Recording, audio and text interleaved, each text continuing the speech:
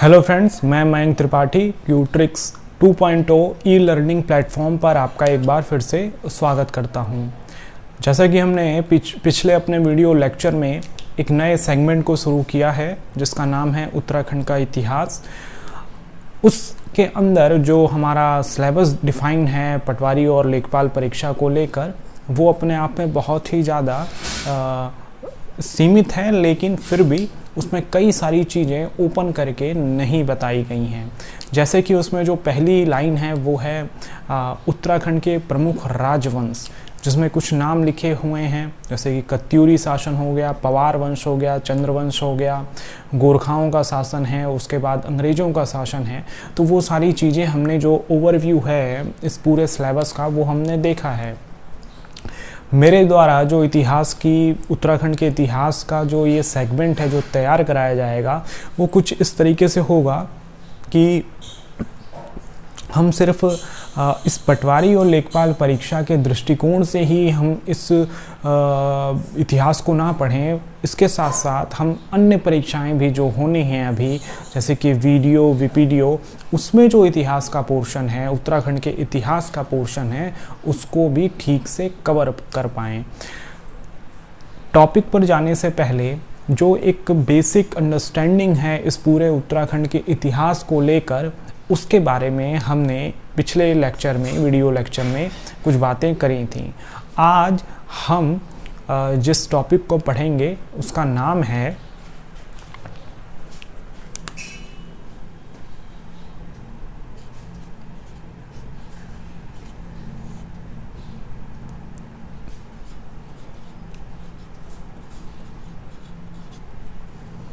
उत्तराखंड के इतिहास के स्रोत। कुछ लोगों को ये समझ में नहीं आ रहा होगा कि ये जो टॉपिक है वो मेंशन नहीं है, लेकिन इतिहास लेखन की जब बात होती है, इतिहास के एक विद्यार्थी की बात होती है, तो उसका ध्यान सबसे पहले जिस चीज़ पर जाता है वो उन स्रोतों पर ही जाता है जिनके आधार पर किसी स्थान विशेष, किसी कालखंड के अंतर्गत जितनी भी घटनाएं हुई हैं उनका वर्णन किया जाता है। तो उसमें हमारे पास सबसे पहले इतिहास को जानने के स्रोत होते हैं। यही स्रोत होते हैं जिनके आधार पर हजारों, लाखों और कुछ दशकों पूर्व की जो भी घटनाएं होती हैं उनको क्रमबद्ध तरीके से व्यवस्थित किया जाता है और इतिहास के रूप में उनका अध्ययन किया जाता है। तो हमारे सामने जो सबसे पहली चीज़ है उत्तराखंड के इतिहास के स्रोत को समझने की, तो हमें एक चीज़ जो सबसे पहले समझना होगा कि प्रारंभ में उत्तराखंड के इतिहास को समझने के लिए स्रोत सीमित रहे हैं। तो प्रारंभ में जो उत्तराखंड के इतिहास को समझने के लिए प्रयास किए गए वो जो स्रोत थे वो बड़े सीमित थे, लेकिन वो इतने भी सीमित नहीं थे कि जिसकी वजह से हमें उत्तराखंड के बारे में जानकारियां ना मिल पाएँ। हमें प्रारंभिक तौर पर जो उत्तराखंड लेखन की शुरुआत हुई वो ब्रिटिश काल में ही हुई है। जैसे कि भारत के इतिहास की जब हम बात करेंगे तो वो भी, तो उनको जो आधुनिक इतिहास के पैमानों पर जो इतिहास लेखन शुरू हुआ है, ये बात हमें समझनी होगी, वो ब्रिटिशर्स के आने के बाद शुरू हुआ है। तो ये जो महत्वपूर्ण चीज़ है इसको हमें देखना है। तो इतिहास के स्रोत सीमित रहे हैं और इन स्रोतों को लेकर एक दूसरी बात जो है, इन स्रोतों का जो वर्णन है वो अलग अलग इतिहासकारों ने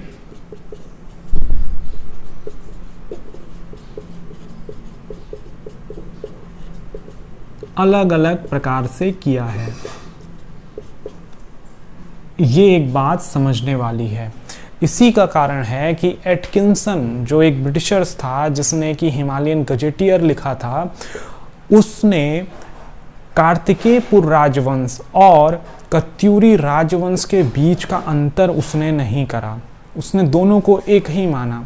लेकिन अब जो इतिहास नए शोधों के अंतर्गत जो इतिहास लिखे जा रहे हैं, इतिहास की पुस्तकें आ रही हैं, जैसे कि कुछ ऐसे इतिहासकार हैं जैसे यशवंत सिंह कटौच की जो पुस्तक है, अजय सिंह रावत की जो पुस्तक है, उसमें ये बात बहुत अच्छे तरीके से बताई गई है कि जो नवीन शोध हुए हैं इतिहास को समझने के, वो बहुत हद तक उत्तराखंड के इतिहास को हमें अच्छे से समझने में मदद करते हैं।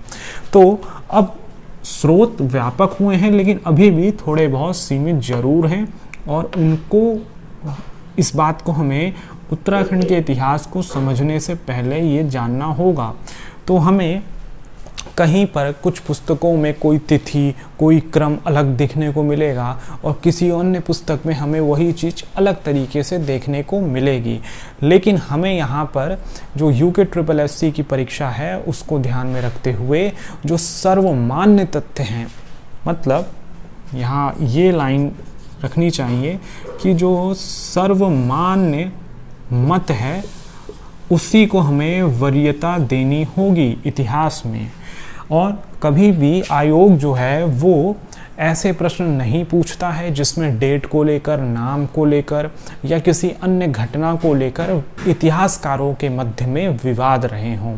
और अगर पूछे जाएंगे तो उसमें हम कुछ भी लगा सकते हैं, या तो क्वेश्चन हटा दिया जाएगा या उसमें 2 आंसर माने जाएंगे। तो ये चीज़ हमें यहाँ समझनी है। अब आगे हम देखते हैं कि जब उत्तराखंड के इतिहास के स्रोत की बात होती है तो चाहे उत्तराखंड का इतिहास हो या भारत का इतिहास हो, इसमें इतिहास के स्रोत के रूप में हमें 2 भाग देखने को मिलते हैं। एक भाग होता है जिसको कहते हैं पुरातात्विक भाग, पुरातात्विक स्रोत, और दूसरा भाग होता है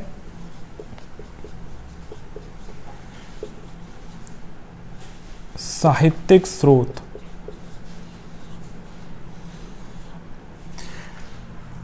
तो उत्तराखंड के इतिहास को हम यहाँ समझ रहे हैं, वहाँ हमने देखा उत्तराखंड के इतिहास को समझने के 2 हमारे पास स्रोत होते हैं। एक को पुरातात्विक स्रोत कहते हैं। पुरातात्विक स्रोत का मतलब ये हुआ कि हम जो उस समय के कुछ ऐसी वस्तुएं हैं जो उस समय उपयोग में आती थी या उस समय की जानकारी देती हैं, उसको हम शामिल करते हैं। इसमें साहित्यिक स्रोत, लिखा पढ़ी वाली जो चीज़ें हैं वो शामिल नहीं होती हैं। अब ये इसके अंतर्गत हम उदाहरण देखेंगे तो सबसे पहला जो हमें उदाहरण देखने को मिलेगा पुरातात्विक स्रोत के अंतर्गत, वो हो जाएगा अभिलेख। किसी तरह का अभिलेख। अभिलेख क्या हुआ कि पहले क्या होता था, पत्थरों पर, लकड़ी पर, भोजपत्रों पर ताम्र की जो प्लेट होती है उस पर कई तरह के राजाओं के द्वारा आदेश लिखे जाते थे, या किसी व्यक्ति के द्वारा कोई भूमि दान में दी जाती थी, कोई क्षेत्र दान में दिया जाता था, किसी तरह की आर्थिक मदद की जाती थी, तो उसकी जानकारी एक आदेश के रूप में इन्हीं अभिलेखों के माध्यम से जनता के समक्ष रखी जाती थी। तो वो अभिलेख आज भी हैं। वो कैसे हैं उनको हम यहाँ पर देखेंगे। तो अभिलेखों में हम देख सकते हैं हमारे सामने उत्तराखंड में कुछ शिलालेख हैं। इसके अलावा हमें यहाँ पर ताम्रपत्र भी देखने को मिलते हैं। इसके अलावा हमारे पास मूर्ति लेख भी हैं। तो ये तमाम चीज़ें जो हैं वो उत्तराखंड के इतिहास को समझने में हमारी मदद करेंगे। तो अभिलेखों में जो सबसे पहला अभिलेख हमारे सामने आता है, जो कि भारत के संदर्भ में भी महत्वपूर्ण है, जो हमारे उत्तराखंड के जो गढ़वाल में, जो देहरादून के आसपास का रीजन है, वहाँ पर हमें कलसी अभिलेख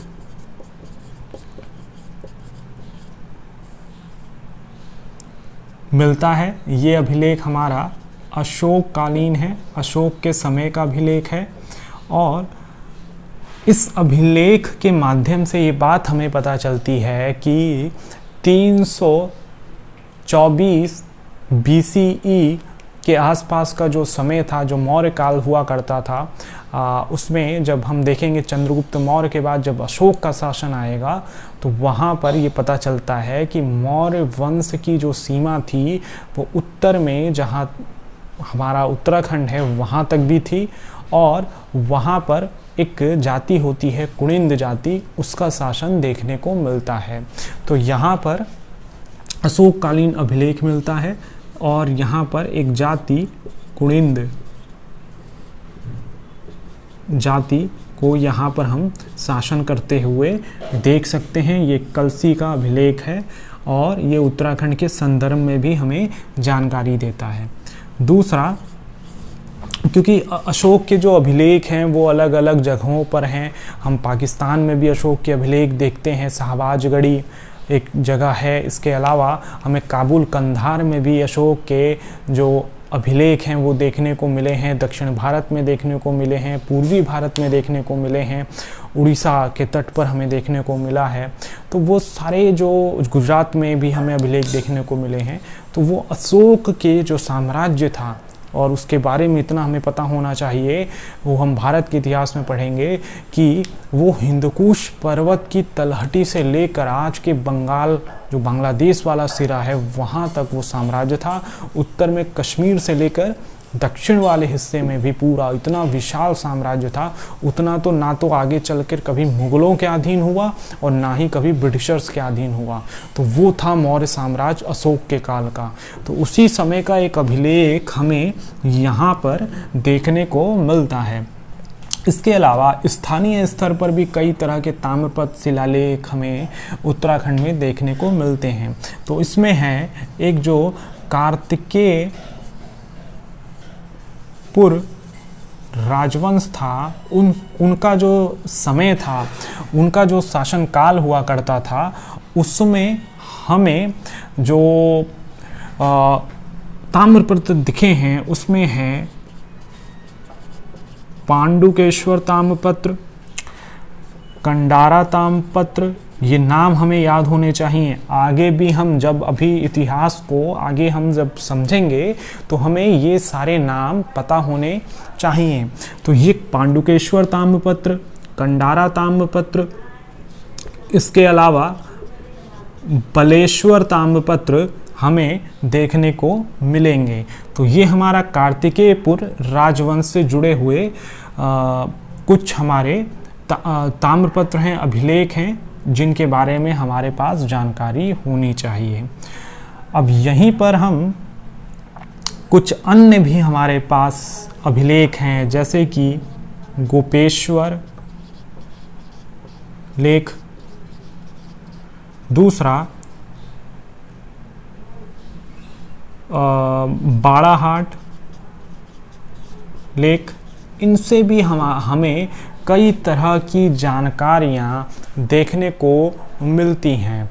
तो ये इसी तरीके से देवप्रयाग में जो मंदिर है वहाँ से हमें कई तरह के मंदिरों के जो प्रांगण हैं, दीवारें हैं, उन पर कई तरह के लेख हमें देखने को मिलते हैं, जो तत्कालीन जो राजा हुआ करते थे उनके बारे में हमें जानकारी देते हैं। तो ये हमारे पास पुरातात्विक स्रोतों का जो पहला भाग था अभिलेखों वाला, वो हमने बहुत हद तक इसके बारे में हमें जानकारी मिल गई है। अब हम पुरातात्विक स्रोतों के अंतर्गत दूसरा जो हिस्सा है उसको देखते हैं, जो कि बहुत हद तक हमारे सिलेबस का पार्ट नहीं है, इसलिए उसको हम बहुत डिटेल में नहीं समझेंगे।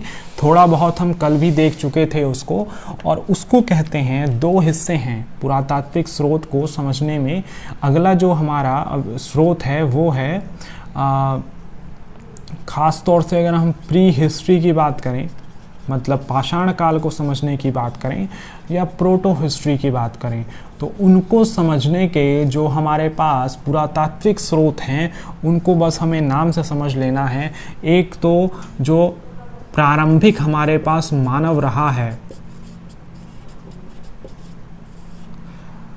यहाँ पर देखें तो शिवालिक में एक नाम आता है, शिवालिक की जो पहाड़ियाँ हैं वहाँ हमें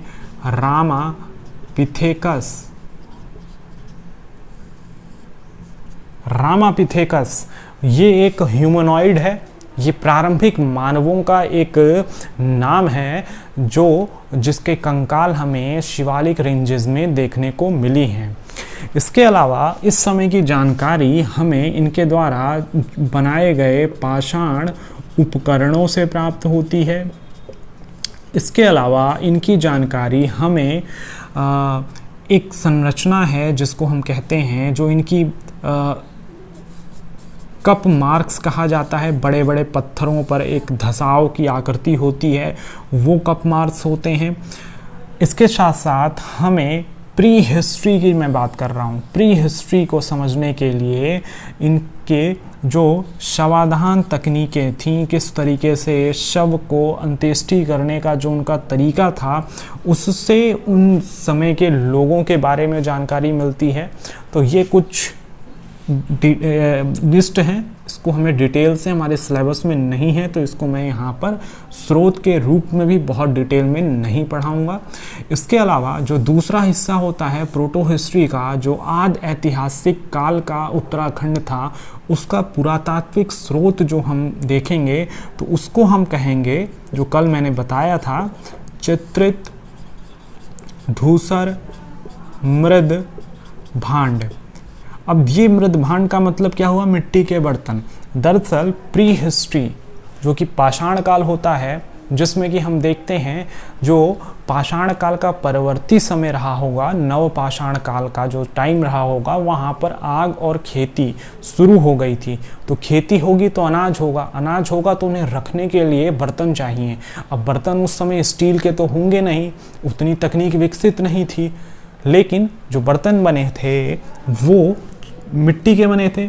आगे हम देखेंगे कि जब भारत का इतिहास पढ़ेंगे कि मनुष्य ने जो सबसे पहली धातु उपयोग में लाया था, उनके द्वारा लाया जो गया था, वो लोहा नहीं थी, वो तांबा थी।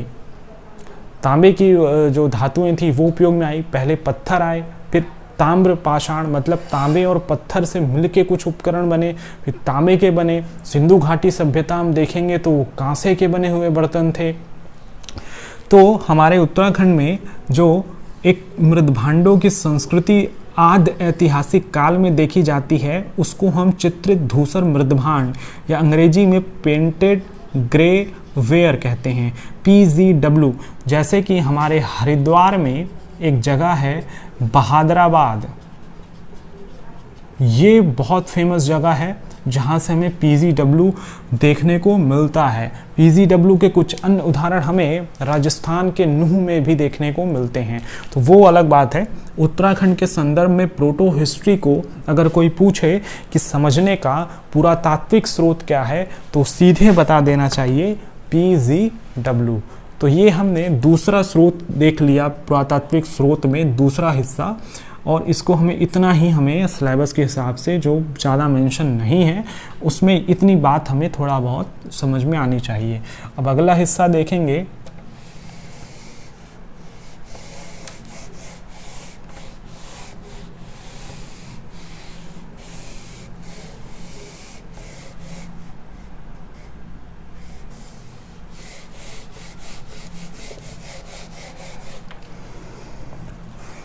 तो पुरातात्विक स्रोत में जो अगली चीज हमें देखने को मिलती है, वो कुल मिलाकर जो पुराने रिकॉर्ड रहे हैं राजकीय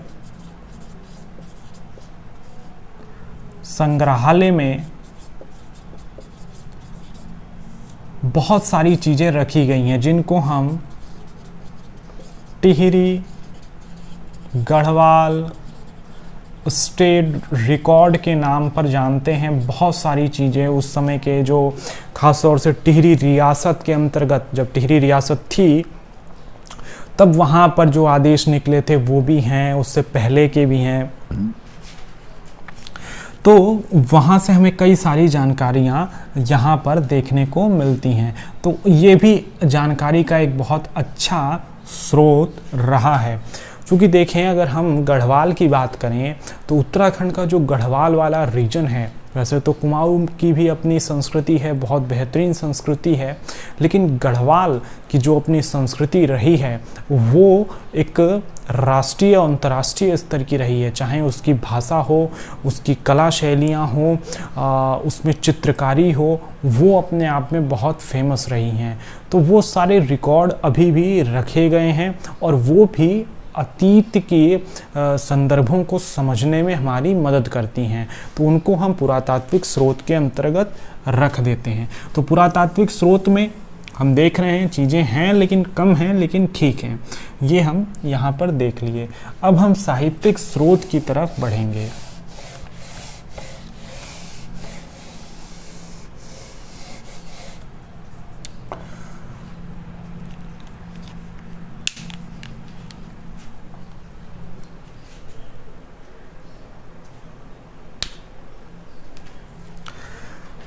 तो देखें, अब हमारे पास जो दूसरा हिस्सा है वो है स्रोतों में साहित्यिक स्रोत के रूप में। और ये इतना महत्वपूर्ण है कि यहाँ से हमारे कई प्रश्न बनते हैं। इनडायरेक्टली, डायरेक्टली बहुत से प्रश्न यहाँ से हम देख लेंगे, एग्ज़ाम्स में पूछे गए हैं और इनको हमें इसी तरह जैसे मैं बता रहा हूँ ऐसी इनकी लिस्टिंग करनी है। तो साहित्यिक स्रोत की बात करेंगे तो हम ये समझते हैं कि जब हम इतिहास को देखना शुरू करते हैं, इतिहास के स्रोत को देखना शुरू करते हैं, तो हमारे पास कुछ ऐसी पुस्तकें हैं जो कि धार्मिक उद्देश्य से लिखी गई हैं, धर्म के आधार पर लिखी गई। जैसे वेद पुराण हो गए, महाकाव्य हो गए, हमारे ऐसे जो जैसे महाभारत और रामायण, ये पुस्तकें हैं, कुछ बौद्ध साहित्य हैं, वो हैं, उसमें लिखी गई सारी चीज़ें शायद कथा कहानियाँ हो सकती हैं, लेकिन उसके बावजूद हमें वहाँ से इतिहास से संबंधित कई सारी चीज़ें दिखती हैं। तो हमारा टॉपिक जो है वो उत्तराखंड का इतिहास है। उसमें साहित्यिक स्रोत की अगर बात की जाएगी तो उसके दो हिस्से हमें करने होंगे। एक हिस्सा जो होगा उसको हम कहते हैं, इसको हम कहेंगे, जो पहला हिस्सा होगा उसको हम कहेंगे धार्मिक साहित्य।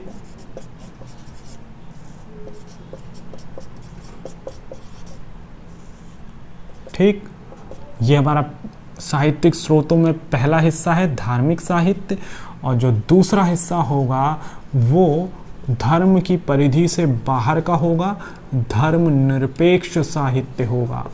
तो ये जो धर्म निरपेक्ष साहित्य है ये क्या है, इसको भी हम देखेंगे। और दूसरा हमारा जो है धार्मिक साहित्य, ये क्या होता है, इसको भी हम देखेंगे। तो अगर धार्मिक साहित्य की बात की जाए तो इस तरह के साहित्य का जो मूल बिंदु होता है वो धर्म या अध्यात्म या कर्मकांड कह सकते हैं हम, वो सब बातें इसमें लिखी होती हैं। लेकिन इसके बावजूद वहाँ से हम बड़ी मेहनत से इतिहास से जुड़ी हुई कुछ चीज़ें निकाल सकते हैं। अब वो कैसे हमने निकाली है उसको हम देखते हैं। तो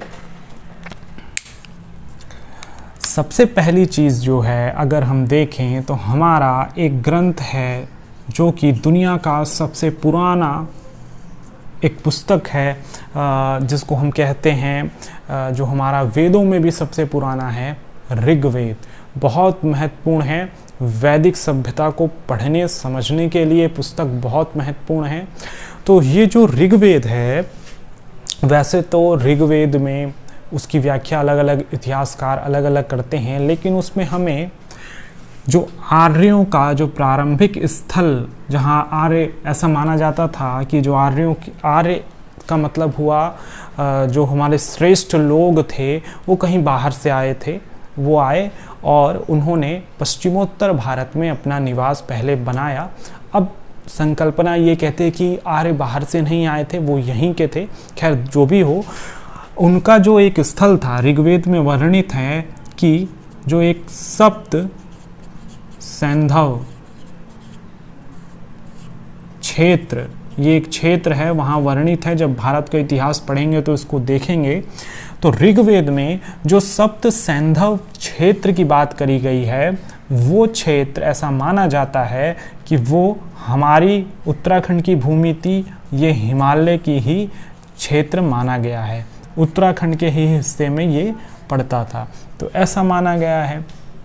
दूसरा ये माना गया है कि जो ये वेद हैं, इन वेदों की रचना जो है वो यहीं पर हमारे उत्तराखंड में हुई है। तो ये दो साहित्यिक स्रोत हैं जो हमें उत्तराखंड के अतीत को समझने में मदद करते हैं। इसके अलावा जो वैसे तो कई इतिहासकार सप्त सैंधव प्रदेश को पंजाब की भूमि मानते हैं, अधिकतर यही मानते हैं, लेकिन कुछ ऐसे इतिहासकार हैं जो इनको ऐसा मानते हैं कि ये हमारे उत्तराखंड की ही भूमि रही है। दूसरी चीज़ यहाँ पर ये है कि जब हमने सुना है कि प्रयागराज में 3 नदियों का संगम होता है, गंगा, यमुना और एक और नदी, वो है सरस्वती नदी। तो पहले ये माना जाता था कि हमारी जो सरस्वती नदी थी, क्योंकि अगर हम अलकनंदा नदी तंत्र देखें तो वहाँ पर भी हमें एक सरस्वती नदी दिखी थी उत्तराखंड के भूगोल में। तो ऐसा माना जाता है कि ऋग्वेद में वर्णित हमारी सरस्वती नदी का जो क्षेत्र है वो भी उत्तराखंड ही है, वो भी हमारा कुमाऊं का ही रीजन है। तो ऋग्वेद हमने देखा, ऋग्वेद से हमें ये सारी जानकारियाँ देखने को मिलती हैं और समझने को मिलती हैं। अब हम आगे देखेंगे। ऋग्वेद के बाद जो दूसरी चीज़ हमें देखनी है साहित्यिक स्रोत के अंतर्गत, ये हमारा पहला पोर्शन था। अब साहित्यिक स्रोत में जो हम दूसरा चीज़ देखेंगे वो देखेंगे उत्तर वैदिक ग्रंथों के बारे में। ये क्या हैं, ये भारत के इतिहास को हम जब पढ़ेंगे तब देखेंगे। अभी नाम ही सुन लें, ऋग्वैदिक ग्रंथ हो गए जिसमें हमें ये जानकारी मिलती है। दूसरा उत्तर वैदिक ग्रंथ है जिसमें हमें जो जानकारी मिलती है वो क्या मिलती है, एक पुस्तक है शतपथ ब्राह्मण। ये ब्राह्मण का मतलब वर्ण से नहीं है, ये एक ग्रंथ है जिसमें हमें हिमालय क्षेत्र के बारे में, जो कि उत्तराखंड के बारे में हमें जानकारी मिलती है। इसके अलावा हमारे पास एक पुराण है और ये बहुत महत्वपूर्ण चीज़ है कि इसको हमें देखना है। वो जो पुराण है उसका नाम हमें पता होना चाहिए। मैं यहाँ पर थोड़ा एनलार्ज कर रहा हूँ इसको, स्कंद पुराण। इस स्कंद पुराण में जो हिमालयी क्षेत्र है, चाहे वो हिमाचल प्रदेश, जम्मू कश्मीर, हिमाचल प्रदेश, नेपाल या हमारे कुमाऊं का रीजन है, उन सब के बारे में, उसके भूगोल के बारे में जानकारी दी गई है। तो इसी में से, इसी स्कंद पुराण में एक खंड हैं। एक का नाम है केदार खंड और दूसरे का नाम है मानस खंड। तो ये दोनों जो खंड हैं, जो केदार खंड है वो हरिद्वार से उत्तर की तरफ का जो रीजन पड़ता है उसके बारे में बताता है और यही आज का गढ़वाल रीजन है। और जो मानस खंड है जो कि हमारे पूर्वी उत्तराखंड की क्षेत्र को दिखाता है, जिसको हम कुमाऊं का रीजन आज के दौर में लगा सकते हैं। तो ये हमें धार्मिक साहित्य के अंतर्गत जो उत्तराखंड के पास्ट को समझने के लिए हमारे पास जो स्रोत हैं उसमें ये ऋग्वेद, शतपथ ब्राह्मण, पुराण हम देख सकते हैं। वहाँ से हमें कौन सी जानकारी मिलती है। इसके अलावा ये हमने एक देख लिया, दूसरा हिस्सा देख लिया, पुराण हमारे तीसरे भाग हो गए। उसके अलावा जो हमारा चौथा एक हिस्सा है जो कि बौद्ध ग्रंथों में हमें देखने को मिलता है, इन बौद्ध ग्रंथों को हम क्या कहते हैं, इनको हम पाली ग्रंथ कहते हैं, वहाँ पर हमें देखने को मिलता है। और इस पाली ग्रंथ में जो हिमालय का क्षेत्र है उसके लिए एक शब्द प्रयुक्त किया गया है जिसको हम हिमवंत कहते हैं। तो ये हिमवंत का रीज़न है, हिमवंत क्षेत्र इसको कहा जाता है। तो धार्मिक साहित्य के अंतर्गत इतिहास को निकाला इतिहासकारों ने, और ये 4-5 बिंदु हैं जो हमारे सामने रखें, एग्ज़ाम में पूछा जाता है। पाली ग्रंथों में उत्तराखंड के लिए कौन सा शब्द उपयोग में लाया गया है, स्कंद पुराण के किस खंड को कुमाऊं के रीजन से जोड़ा गया है, तो मानस खंड को। इसी तरीके से ऋग्वेद में किस क्षेत्र को हिमालय के अंतर्गत रखा गया है, तो शब्द सैंधव क्षेत्र को। तो इसी तरीके से इसमें छोटे छोटे क्वेश्चन बन सकते हैं, स्रोत से संबंधित हैं, आगे भी हम इनको देखेंगे। तो ये हम यहाँ कंठस्थ करते हैं इनको। अब दूसरा हिस्सा देखते हैं धर्मनिरपेक्ष साहित्य का।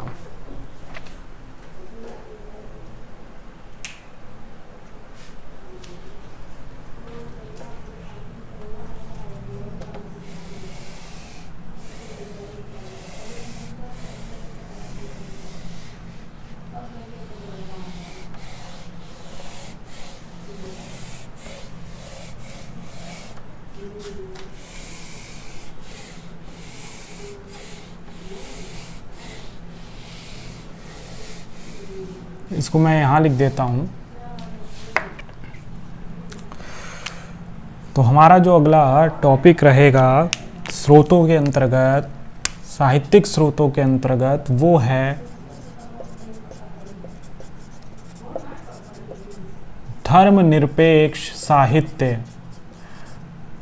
मतलब इनकी जो प्रकृति होगी वो होगी सांसारिक मुद्दों पर, राजनीति पर, अर्थशास्त्र पर, समाज पर, संस्कृति पर, ऐसी चीज़ें इसमें होंगी। धर्म इसमें हावी नहीं होगा।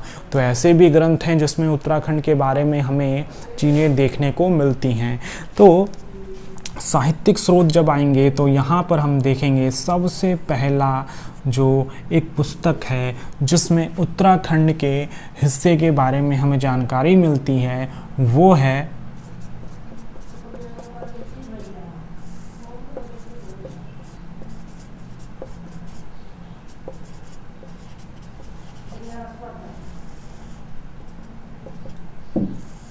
ये पुस्तक, जिसका नाम है पाणिनि का अष्टाध्यायी। पाणिनि ने व्याकरण पर ये पुस्तक लिखी थी। इसमें उन्होंने कुछ हिमालयी राज्यों का उल्लेख किया है जो कि आज के जो मध्य हिमालय है उत्तराखंड का, वहाँ के रीजन का प्रतिनिधित्व करते हैं। तो इस पुस्तक में वहाँ से जानकारी मिलती है, हमें बस ये नाम ही पता होना चाहिए। अब इसके अलावा जो दूसरा हम पॉइंट पढ़ सकते हैं वो पॉइंट है, जिस ग्रंथ में हमें जानकारी मिलती है वो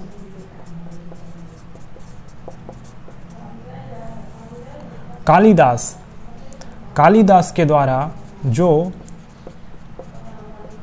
अभिज्ञान शाकुंतलम और मेघदूत लिखा गया था। अगर हम वो आश्रम की बात करें जहाँ की ये सारी घटनाएं थीं, शांतनु और जो ये कहानी लिखी गई थी अभिज्ञान शाकुंतलम की, वो आश्रम कण्वाश्रम हमारे उत्तराखंड में ही है। तो इसमें भी हमें उत्तराखंड से जुड़ी कई सारी चीज़ें देखने को यहाँ मिलती हैं। अच्छा, एक चीज़ और, जब हम अभी धार्मिक साहित्य देख रहे थे तो पुराण हमने देखा, वेद हमने देखे, उसमें हमें एक चीज़ और ऐड कर देनी चाहिए कि जो महाभारत है उस पुस्तक में वन पर्व है, जहाँ वनों में हमारे अज्ञातवास में हमारे जो पांडव रहे हैं, या इसके बाद जब वो स्वर्ग की ओर उनका आरोहण होता है, तो उस समय की जो कहानियाँ महाभारत के अंतर्गत हैं वो क्षेत्र भी हमारे उत्तराखंड से जुड़ा है। और उत्तराखंड से संबंधित कई सारी चीज़ें आज भी पांडवों की उत्तराखंड में देखने को मिलती हैं। तो वहाँ पर हम महाभारत का भी उल्लेख धार्मिक साहित्य में कर सकते हैं। खैर, यहाँ हम देखें धर्मनिरपेक्ष साहित्य में, तो कण्वाश्रम में जो उल्लेख है वो उत्तराखंड का ही होगा। तो ये हम देख लिए। तीसरी चीज़ जो हमें धर्मनिरपेक्ष साहित्य में देखने को मिलती है, एक पुस्तक है देवी चंद्रगुप्तम। अब ये पुस्तक क्या है? देवी चंद्रगुप्तम में चंद्रगुप्त विक्रमादित्य से पूर्व एक शासक का उल्लेख है जिसने संधि की थी एक खस राजा से। वो खस राजा उत्तराखंड का ही था। तो उस संधि में लिखी गई चीज़ें उस समय के खस राज्य के बारे में हमें जानकारी देगी, तो वो भी हमारे उत्तराखंड के इतिहास का स्रोत होगा।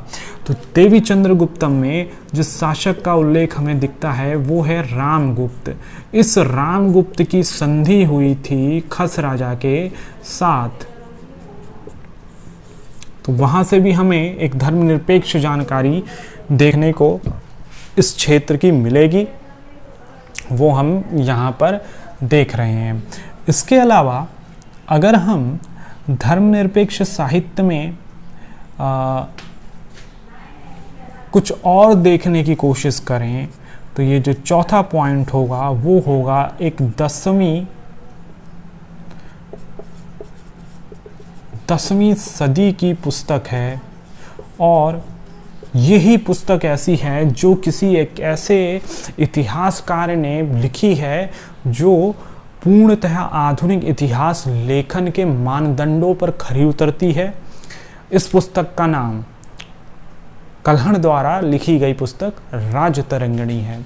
तो इसको मैं हाईलाइट करता हूँ इस पुस्तक में, और फिर देखेंगे कि इस पुस्तक की कौन सी ऐसी घटना है जो उत्तराखंड से जुड़ी है। तो 10वीं सदी 11वीं सदी के बीच में ये पुस्तक लिखी गई थी। इस पुस्तक का नाम है कल्हण की राजतरंगिणी। तो ये जो पुस्तक है इसमें एक राजा हैं ललितादित्य, जो कि कश्मीर के राजा हैं। ललितादित्य मुक्ता पीड़ इनका नाम है।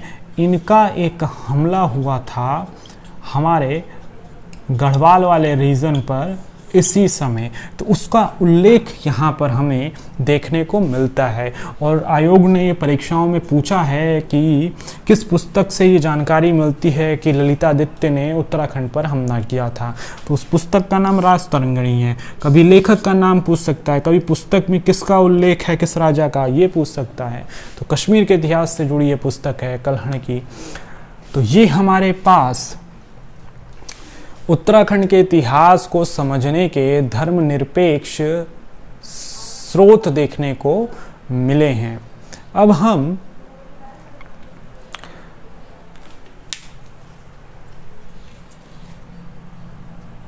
इन धर्मनिरपेक्ष साहित्यों में से अधिकतर जो चीज़ें थीं वो भारत के इतिहास से जुड़ी थीं।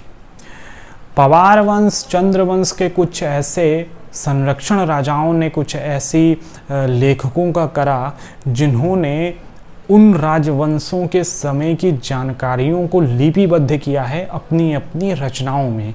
तो वो भी एक लिस्ट हमें देखनी चाहिए। तो स्थानीय स्तर पर हम देखेंगे तो उसमें हमें इस धर्मनिरपेक्ष साहित्य के अंतर्गत उत्तराखंड में जो स्थानीय कुछ ऐसे ग्रंथ हैं वो देखने को मिलेंगे, उसको हम देख सकते हैं। देखें, गढ़वाल के इतिहास को जब हम पढ़ेंगे तो वहाँ पर एक नाम आएगा मोलाराम। ये एक चित्रकार भी थे, इसके अलावा इन्होंने कई रचनाएं करी थी। इनके 3 काव्य हमें देखने को मिलते हैं जिससे कि गढ़वाल के इतिहास की जानकारी मिलती है। इसको कहते हैं गढ़वाल राजवंश काव्य, दूसरा गणिका नाटक, और तीसरा गढ़वाल इतिहास। ये तीनों पुस्तक बहुत महत्वपूर्ण हैं, खासतौर से गढ़वाल के इतिहास को समझने के लिए। इसके अलावा एक कवि थे रतन कवि, इन्होंने एक पुस्तक लिखी थी जिसका नाम है फतेह प्रकाश, जिसमें कि फतेह शाह के समय की जानकारी मिलती है। इसके अलावा एक शासक रहे हैं, शासक के अधीन एक लेखक रहे हैं शंकर, जिन्होंने, ये सब नाम हमें पता होने चाहिए, वास्तु शिरोमणि ग्रंथ की रचना की है, जो मुख्य रूप से गढ़वाल की वास्तुकला पर प्रकाश डालती है। इसके साथ साथ जो तीसरी महत्वपूर्ण चीज़ हमें देखने को मिलती है वो है, एक और लेखक हैं, उर्दू नाम है मियाँ प्रेम सिंह की एक पुस्तक है, उसको कहते हैं, नाम याद होना चाहिए, गुलदस्त तवारिख ए कोह टिहरी गढ़वाल। तो ये 3-4 मैंने चीज़ें लिखी हैं। इसके अलावा एक और महत्वपूर्ण बात यहाँ लिखी जा सकती है साहित्यिक स्रोत के अंतर्गत, वो है सुदर्शन शाह के द्वारा एक पुस्तक लिखी गई है सभासार। वहाँ से भी हमें गढ़वाल इतिहास के स्रोत के रूप में हम उसको देख सकते हैं। तो ये जो चारों चीज़ें हैं, ये हमारी गढ़वाल के इतिहास को समझने के लिए पर्याप्त है। इसके अलावा अगर हम कुमाऊँ के इतिहास को देखें तो वहाँ से हमें जो चीज़ें समझने को मिलती हैं, वैसे तो कुमाऊँ का इतिहास बद्री दत्त पांडे ने लिखा है, लेकिन उन्होंने जिन स्रोतों का प्रयोग किया है वो यही स्रोत हैं। या इसके अलावा गढ़वाल का इतिहास हरिकृष्ण रतूड़ी ने जो लिखा है वो भी एक स्रोत है, उसमें भी कई सारी चीज़ें उन्होंने यहीं से, इन्हीं लोगों के रचनाओं से ले रखी हैं। तो कुमाऊँ के रीजन के लिए एक पुस्तक है हमारे पास, कल्याण चंद्रोदय। इस तरह की चीज़ें हमें देखने को मिलती है। मानोदय काव्य भी हैं, यहाँ पर हम देख सकते हैं मानोदय काव्य, ये एक पुस्तक है जो हमें जानकारी देती है। तो मेरे हिसाब से बहुत अपने आप में पर्याप्त है धर्मनिरपेक्ष साहित्य के अंतर्गत इतनी सारी चीज़ें, जिसमें हमने ये जो पॉइंट 1, 2, 3, 4 और हाँ, इतने जो 4 पॉइंट हैं, ये जो 4 पॉइंट हैं, ये अधिकतर ऐसे पॉइंट हैं जो भारत के इतिहास में भी हमें महत्वपूर्ण तरीके से जानने होंगे। और ये जो पॉइंट्स हैं, ये मोर स्पेसिफिक उत्तराखंड के इतिहास को समझने में हमारी मदद करेंगे। तो ये हमने देख लिया। अब इसके अलावा हम साहित्यिक स्रोत में अगली चीज़ जो देखेंगे वो कुछ यहाँ की लोक गाथाएँ होती हैं, उसमें से भी हमें कुछ जानकारी मिलती है, तो उसको हम देखते हैं।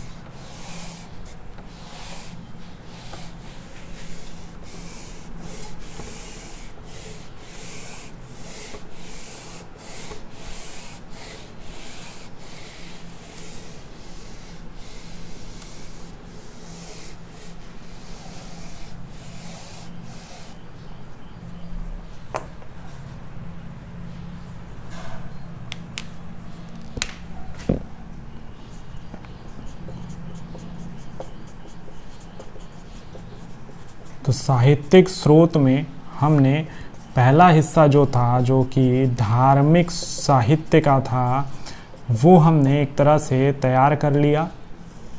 दूसरा हिस्सा जो था धर्मनिरपेक्ष साहित्य का, वो भी हमने देख लिया। अब हम तीसरे हिस्से की तरफ बढ़ रहे हैं, जो कि अमूमन उत्तराखंड में बड़ा फेमस रहता है, जो पुराने राजा महाराजा उनके सैनिक रहे हैं उनकी जो बातें हैं वो लोक गाथाओं के रूप में एक पीढ़ी से दूसरी पीढ़ी तक सुना कर आगे बढ़ाए गए हैं। अब उसमें से इतिहास को निकालना कठिन है, लेकिन इस तरह की लोक गाथाओं को, जिसको हम समझ सकते हैं, जिनको जागर कहा जाता है, या जो वीर गाथाएं हैं जिनको भड़ों कहा जाता है, इस तरह की जो चीज़ें हैं, जैसे कि माधव सिंह भंडारी की जो गाथा है उसको हम देखने को मिलते हैं। इसके अलावा देवी देवताओं की कुछ गाथाएं हैं वो हमें जागर में देखने को मिलती हैं। तो वहाँ से इतिहास को निकालना थोड़ा कठिन काम है, लेकिन एक पुस्तक है हिमालयन फोकलोर, और इसको लिखने वाले थे ओकले प्लस गैरोला। ये दो लोगों ने इनको लिखा था इस पुस्तक को, और ये पुस्तक में भी 1935 के आसपास छपी थी। तो उसमें उन्होंने इन्हीं लोक गाथाओं में काफ़ी सारी चीज़ें संकलित करी। अब इसमें से इतिहास क्या है उसको निकालना थोड़ा कठिन है, लेकिन फिर भी साहित्यिक स्रोत के अंतर्गत इसको हम रख सकते हैं। तो ये हमारा साहित्यिक स्रोत के अंतर्गत तीसरा हिस्सा हो जाएगा। इसके अलावा साहित्यिक स्रोत में ही एक बहुत महत्वपूर्ण चीज़ आती है, जो है विदेशियों का वर्णन, विदेशी वर्णन। जो विदेशी यात्री उत्तराखंड की भूमि पर आए, जिन्होंने उत्तराखंड के इतिहास को समझाने में मदद करी, उनके कुछ वर्णन हमें देखने को मिलते हैं, उसको हम देख लेते हैं। तो उसमें हम देखेंगे 6th सेंचुरी में जो हर्ष का समय था, वहाँ पर उत्तराखंड में एक हुएन शांग का जो आगमन हुआ। वैसे तो भारत में एक बहुत फेमस नाम है, जो ये चीनी यात्री था, और ह्वेनसांग से पहले फायान एक आया था गुप्त काल में, और हर्ष के समय ह्वेनसांग आया था। तो वो हमारा जो ह्वेनसांग था ये उत्तराखंड में भी आया, और इसने 3 राजवंशों का भ्रमण किया उत्तराखंड के। एक ब्रह्मपुर, दूसरा गोविशाण, और तीसरा आपको पता होगा शत्रुघ्न। तो इन तीनों के बारे में उसने जानकारी जुटाई थी, और अपनी पुस्तक जब वो लौट के यहाँ से गया और उसकी रचना की, उसमें इनका उल्लेख उसने कर रखा है। तो ये हमने पहला विदेशी विवरण देखा। दूसरा हम देखेंगे जो कि यूरोपियंस के आगमन के समय दिखता है। 1624 में एक पुर्तगाली पादरी, जिनका नाम है एंतोलियो दी एंद्रादे, इनका भ्रमण होता है, और ये उस समय के गढ़वाल वाले पोर्शंस में जो आए थे और उन्होंने जानकारी दी थी। तो ये जिस राजा के समय आए थे उनका नाम है, गढ़वाल के इतिहास में हम देखेंगे, श्याम शाह। तो ये हमें पता होना चाहिए। इसके अलावा एक बहुत लंबी लिस्ट है 17th सेंचुरी में हमें जो देखने को मिलेगी। उसमें ये राष्ट्रीय स्तर में पर भी हमें चर्चा होगी जब भारत का इतिहास पढ़ेंगे। उसमें मनोची हैं, बर्नियर आया था, और इसके अलावा हमें फिंच भी देखने को मिलेगा। तो ये 3 हमारे विदेशी यात्री थे जिन्होंने यात्रा करी और उत्तराखंड के संदर्भ में जानकारी दी। इसके अलावा हमें कुछ अन्य नाम भी देखने को मिलेंगे, जिसमें एक जो नाम है वो है फोस्टर।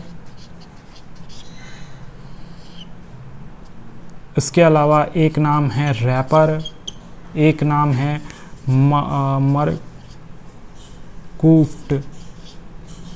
या मूरकुफ्ट। ये कुछ हमारे ऐसे विदेशी यात्री थे जिन्होंने उत्तराखंड की यात्रा करी और उत्तराखंड से संबंधित जानकारियाँ हमें दी थी। इसके साथ साथ हमें इनके आगमन का डेट भी पता होना चाहिए। इसके अलावा एक हार्डविक भी एक यात्री आए थे, हार्डविक, उत्तराखंड के इतिहास में। अभी जब हम इतिहास पढ़ेंगे तो ये नाम हमारे सामने आते रहेंगे। तो इनका सन हमें पता होना चाहिए कि कब ये आए थे। तो इसमें जो फोस्टर महोदय थे वो 1783 में आए थे उत्तराखंड, 1783 में आए थे। जो हार्डविक हैं वो 1796 में उत्तराखंड आए थे। इसके अलावा रैपर का जो इलाका था, जो सन था, वो 1808 के आसपास था। ये हम देख सकते हैं। जो रैपर महोदय उत्तराखंड में आए वो 1808 के आसपास आए थे। और जो मूरक्राफ्ट थे, इन्होंने टिहरी के हिस्से में आगमन किया था, ये आए थे 1820 के आसपास। तो कुल मिलाकर ये हमने स्रोत से संबंधित जो विदेशी यात्री उत्तराखंड में आए उनकी भी लिस्ट तैयार कर ली। अब ये प्रश्न के रूप में आ सकती है, किस राजा के समय आए थे वो भी आ सकता है। तो जब राजवंश देखेंगे तभी इनको हम उस तरीके से भी पढ़ लेंगे। अभी ये हमारे माइंड में ये सारी जो चीज़ें हैं ये बैठनी चाहिए। इतिहास, उत्तराखंड के इतिहास को समझने के बहुत महत्वपूर्ण चीज़ें हैं, वो हमें पता होना चाहिए। तो ये हमने इतिहास के स्रोत देख लिए हैं। तो ये हमारा जो टॉपिक है ये यहाँ कंप्लीट होता है।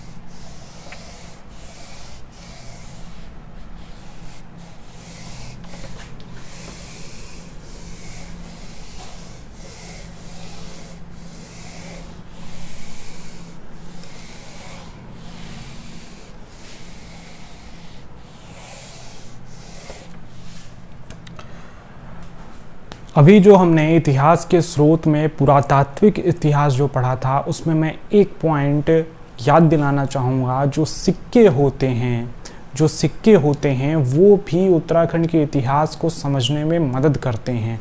तो उन सिक्कों के बारे में भी हमारे पास जानकारी होनी चाहिए। वो पुरातात्विक स्रोत के अंतर्गत हम देख लेंगे। जैसे जैसे राजवंश आएंगे, कुनिंदों के सिक्के हैं, यौधेय वंश के सिक्के हैं, चंदों के सिक्के हैं, तो वो भी हमें उस समय के इतिहास को समझने में मदद करते हैं। तो वो इसमें हमें जोड़ना चाहिए था, लेकिन उसको हम ऐसे ही समझ सकते हैं। जब राजवंश आएगा तब भी मैं सिक्कों के बारे में बता दूंगा। तो अब हम अपने अगले टॉपिक की तरफ चलते हैं, जो है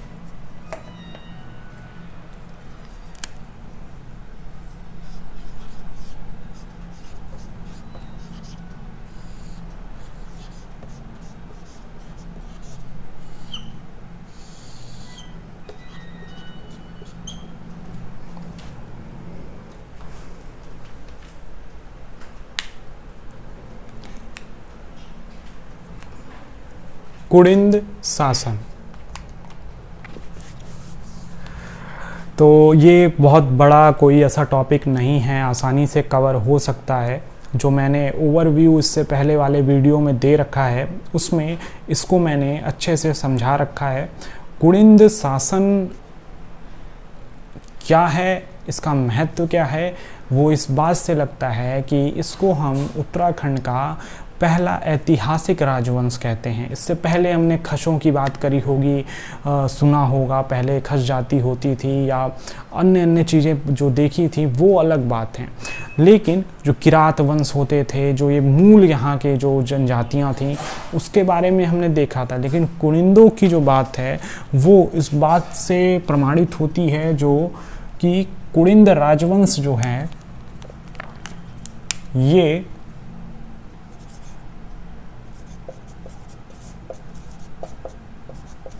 दूसरी सदी ईसा पूर्व से ये अस्तित्व में रहे थे और पहली अथवा दूसरी शताब्दी तक ये बने रहे। और उसके बाद इनकी कुछ शाखाएं परवर्ती कुनिंद के रूप में भी हमें उत्तराखंड की भूमि पर अलग अलग हिस्सों में देखने को मिलती है। तो ये इनके बारे में, इनके कालखंड को बताता है। अभी हमने देखा था कि उत्तराखंड में जो कलसी अभिलेख है वहाँ से हमें मौर्य वंश की सीमा पता चलती है।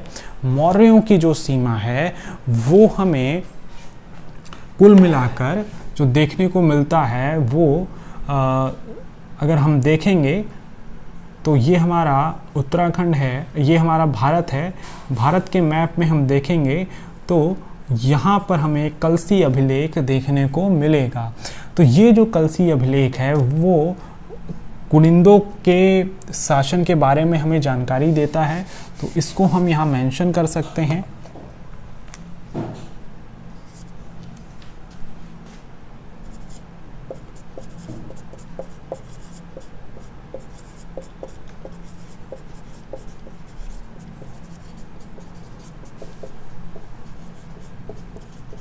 तो जानकारी का स्रोत हो जाएगा, कुनिंद शासन की जानकारी का स्रोत जो है वो अशोक का जो कलशी अभिलेख है वहाँ से हमें देखने को मिलता है।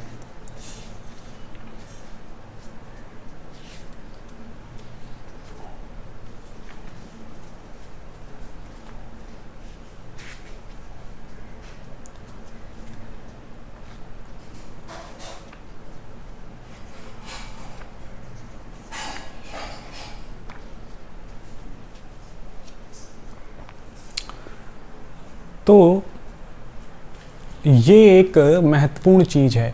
तो यहाँ हम समझ सकते हैं कि इनका जो एरिया, इनका जो टाइम पीरियड रहा है वो 200 BCE से 300 AD के मध्य रहा है। अब ये AD और BCE क्या है ये हम पहले देख चुके हैं। इनकी जानकारी के स्रोत ये हैं। इसके अलावा इनके द्वारा, इनके राजाओं के द्वारा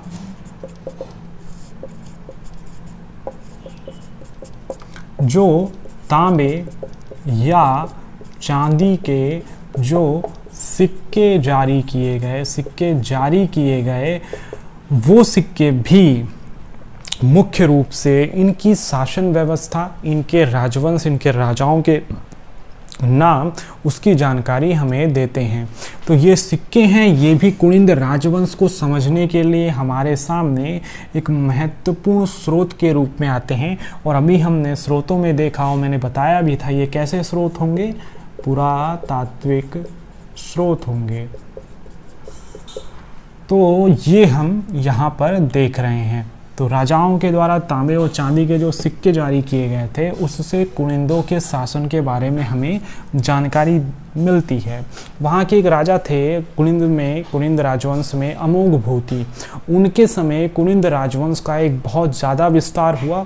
उसमें अगर हम विस्तार देखें तो इस विस्तार में मुख्य रूप से अगर मैं मैप के थ्रू बताऊं तो ये हमारा उत्तराखंड है और ये हमारा नॉर्थ इंडिया का हिस्सा है। तो इसमें हिमाचल प्रदेश, पंजाब, सहारनपुर और यहाँ तक कि नेपाल का भी बहुत सा हिस्सा कुनिंदों के शासन के अंतर्गत हमें देखने को मिलता है। तो इस शासन के विस्तार की अगर हम बात करेंगे तो ये विस्तार हमारा मुख्य रूप से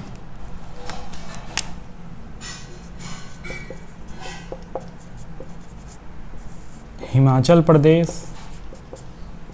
plus Garhwal plus Kumaon plus Nepal के साथ साथ कुछ हिस्से इसके पंजाब के, कुछ हिस्से हैं ये पंजाब के, प्लस सहारनपुर के और बिजनौर डिस्ट्रिक्ट के हमें उस समय कुनिंद राजवंश के अंतर्गत देखने को मिलते हैं। तो ये कितना महत्वपूर्ण राजवंश था उसका मतलब इसके विस्तार से हम देख सकते हैं।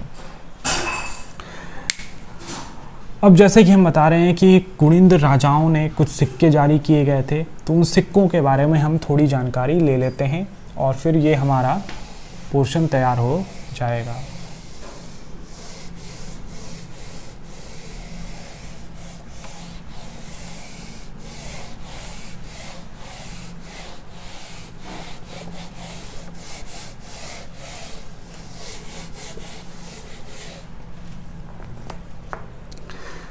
तो हमारा जो अब ये जो हमारा टॉपिक है उसमें हम देखेंगे कुनिंदों के द्वारा जो सिक्के जारी किए गए थे वो कैसे थे।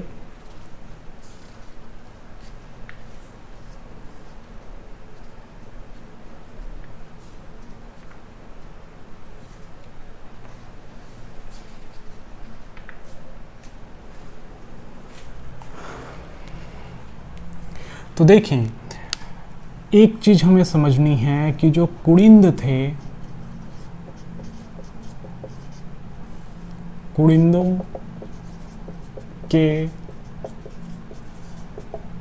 सिक्कों पर यौधेय शासक, ये मौर्योत्तर काल में हमें उत्तर भारत में एक बड़े हिस्से में देखने को मिलते हैं, जो कि यमुना नदी के आसपास का रीजन जो था उसमें ये थे।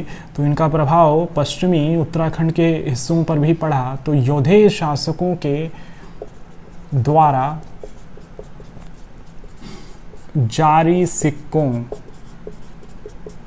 पर भी, जारी सिक्कों पर यौधेय शासकों द्वारा जारी सिक्कों का प्रभाव हमें देखने को मिलता है। तो अब जो कुनिंद शासकों ने सिक्के जारी किए उस पर हमें यौधेय शासकों द्वारा जारी सिक्कों का प्रभाव देखने को मिलता है। दूसरा हम देखेंगे कि यहाँ पर जो सिक्के जारी किए गए वो कितने प्रकार के थे। तो कुनिंदों के द्वारा जो सिक्के जारी हुए वो 3 प्रकार के रहते हैं। पहला, जो वहाँ के फेमस राजा थे अमोघ भूति, उनके द्वारा उनका जो सिक्का जारी किया गया था अमोघ भूति प्रकार का कहलाया। दूसरा हमारे पास एक अल्मोड़ा प्रकार का सिक्का जारी हुआ था। और तीसरा हमारे पास चित्रेश्वर या छत्रेश्वर इसको कहते हैं, उस प्रकार का सिक्का हमारे जो कुनिंद शासक थे उन्होंने जारी किया था। तो इसमें जो सबसे महत्वपूर्ण सिक्का है वो है हमारा अमोघ भूति द्वारा जारी किया गया सिक्का। और इसी सिक्के पर हमें जो हमारे अमोघ भूति का ये जो सिक्का था इस पर हमें कुछ आकृतियाँ बनी हुई दिखती हैं। वो आकृतियाँ ऐसी हैं कि उसमें एक मुद्रा लेख जो दिखा है उसमें राज्ञः कुनिन्दस्य अमोघ भूतिस्य महाराजस्य लिखा हुआ है। तो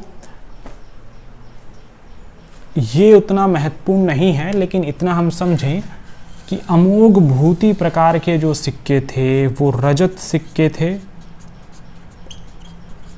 इस पर एक हमें मुद्रा लेख देखने को मिला है। और यहाँ भी हम समझें कि वहाँ उस समय जो हिंद यवनों के आक्रमण भारत पर हुए थे और हिंद यवनों ने भी सबसे पहले सोने के जो सिक्के हैं वो जारी किए, जो सिक्के जारी किए हिंद यवनों ने, उसी से प्रभावित अमोघ भूति का भी सिक्का रहा था, यौधेय शासकों से भी प्रभावित रहा है। तो ये सारी यूनिकनेस नहीं है, ये उस समय कई राजा सिक्के जारी कर रहे थे, तो उसी तरीके से इन्होंने भी सिक्के जारी करने की प्रक्रिया शुरू करी। इसके अलावा इनके सिक्कों पर ब्राह्मी लिपि में कुछ लिखा हुआ है, जो मैंने अभी बताया। ब्राह्मी लिपि में इस राजा का नाम उस सिक्के पर लिखा है, जिससे इस राजा के बारे में जानकारी मिलती है। इसके अलावा अमोघ भूति प्रकार में तांबे के हमें ताम्र सिक्के भी देखने को मिलते हैं। तो ये हम यहाँ पर समझ रहे हैं, अमोघ भूति प्रकार का जो सिक्का था वो हमें देखने को मिलता है।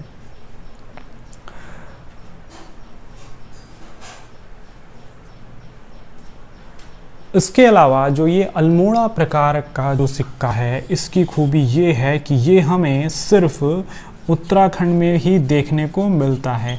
अमोघ भूति के जो सिक्के हैं वो मैदानी इलाकों में भी दिखने को मिलते हैं, लेकिन ये जो है ये सिर्फ हमें उत्तराखंड के रीजन में अल्मोड़ा प्रकार का सिक्का देखने को मिलता है। तो ये हमारा अल्मोड़ा प्रकार का सिक्का है जो उत्तराखंड के ही हिस्से में देखने को मिलता है। यहाँ मुख्य रूप से कत्यूर घाटी में हमें देखने को मिलेगा। तो ये मैंने पार्ट लिख दिए इसके, कहाँ ये देखने को मिलता है।